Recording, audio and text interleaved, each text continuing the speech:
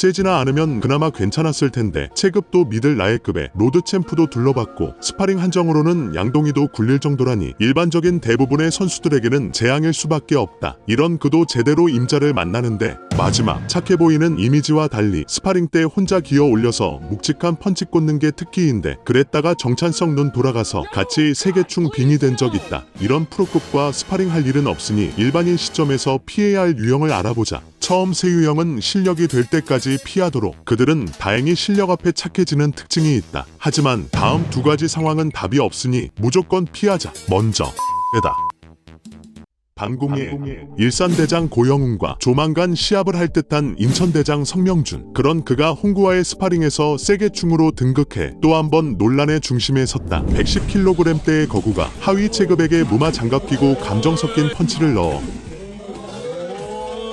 주위 사람들조차 우려의 소리를 내게 하는데 엄태용 잡으며 얻은 떡상 기회도 특유의 찌질한 중2병 허세로 날리며 최근 유튜브도 거의 접은 그가 이렇게 또 하나의 비호감 스탯을 추가한 것이다. 애초에 처음부터 전사의 마인드였으면 조금 그러려니 하겠지만 인수가 15 때렸거든. 아 이거 잘못됐다. 이거 한 대 더 많이 죽겠는데. 한인수에게는 잔뜩 쫄아 접대받던 그림이 생생한 시청자들 눈엔 강약약강 빌런의 전형이라 더 욕을 먹는 중이다. 이런 쫄보 스타일과 달리 멘탈 미친 프로파이터들 중엔 상대를 가리지 않는 세계충들이 꽤 되는데 얼마 전 은퇴한 딜라쇼가 그 대표 케이스로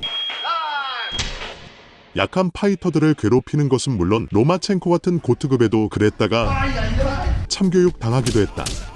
그렇다면 국내 대표 세계충 파이터는 누가 있을까? 먼저 누구나 한번 들어봤을 양혜준이다. 어느 정도냐면 역시 엄태용을 잡았던 고영웅이 성명준 전 데뷔로 무마 연습하다 다치는데 이때 강력한 용의자로 모두가 양 선수를 지목했을 정도다. 이렇게 아닌 걸로 밝혀졌지만 실제로 수많은 선수 준비생들의 꿈을 세게 접어버린 빌런으로 이 바닥에 악명 높다. 세지나 않으면 그나마 괜찮았을 텐데 체급도 믿을 나이급에 로드 챔프도 둘러봤고 스파링 한정으로는 양동이도 굴릴 정도라니 일반적인 대부분의 선수들에게는 재앙일 수밖에 없다. 이런 그도 제대로 임자를 만나는데 그게 두 번째 주인공 추성훈이다. 아시아 무마계의 큰형님 오카미 유신 초대로 일본으로 훈련 간 양혜준. 그곳에서 또 다른 세계충 추성훈과 스파링을 하고 해준 빌런의 십자인데 전후방이 끊어지는 사달이 난다. 세계충이 세계충을 만나 벌어진 일이라 큰 동정이 안 가기는 하는데 치료비도 안 주고 쌩까서 오카미가 돈 주면서 택시로 병원 보내줬다니 추성훈 인성도 차함. 이 덕에 벨라토르 계약도 취소되며 선수 커리어 날린 거 생각하면 추키야마 하면 이가 갈릴만 하지만 어떻게 보면 업보 같기도 하고 마지막으로 최두호다. 착해 보이는 이미지와 달리 스파링 때 혼자 기어 올려서 묵직한 펀치 꽂는 게 특기인데 그랬다가 정찬성 눈 돌아가서 같이 세계충 빙이 된 적 있다. 김승현이 인증했듯이 코점은 세계충과 거리가 멀고 맞춰주는 편이긴 한데 파트너가 세게 치면 덩달아 눈 좀 돌아가는 편인 듯. 역시나 욱하는 성격에 무마 선수 참교육을 즐기는 김한길에게도 초반부터 세게 꽂았는지 일라에만 다운 4번 당하며 쥐지친다. 세계충은 세계충만이 치료 가능한 듯. 유명 프로 세계충러는 이 정도인데 일반인들이 어지간히 고이지 않고서야 이런 프로급과 스파링 할 일은 없으니 일반인 시점에서 피해야 할 유형을 알아보자.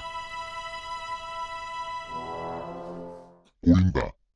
먼저 급식충들. 호르몬 폭발하는 때라 눈에 뵈는 게 없는 시기인데 본인이 어린애들 받아주면서 적당히 바디 꽂아줄 실력 아니면 괜히 굴욕적 트라우마만 얻을 수 있으니 안 한다고 강력 어필하자. 보통 한번 참교육 당하면 다음엔 치료되어 있는 경우가 많으니 그나마 괜찮은 유형. 그 다음 성명준 같은 케이스. 강약약강 양아치충이다. 별명 따라 약자라 생각하면 강해지는 놈들로 첫 번째 얘처럼 실력이 될 때까지 피하도록.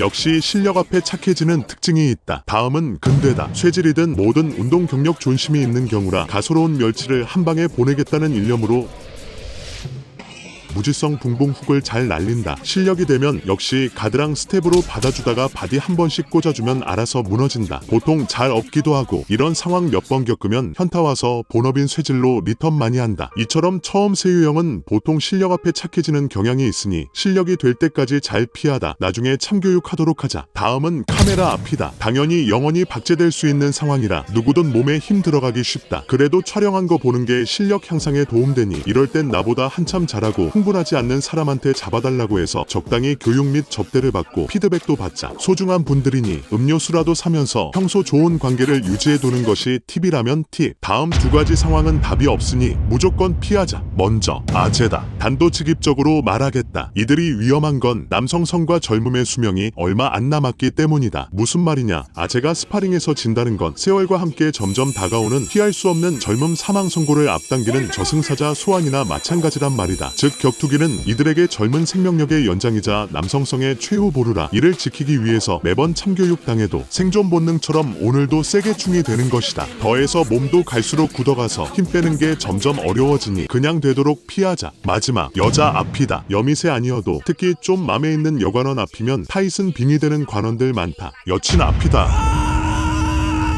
넌 하라. 아재처럼 어쩔 수 없는 수컷의 본능 같은 거라 약이 없기 때문이다. 특징은 참교육 한 번 당하면 다시는 못 볼 가능성이 높다는 것.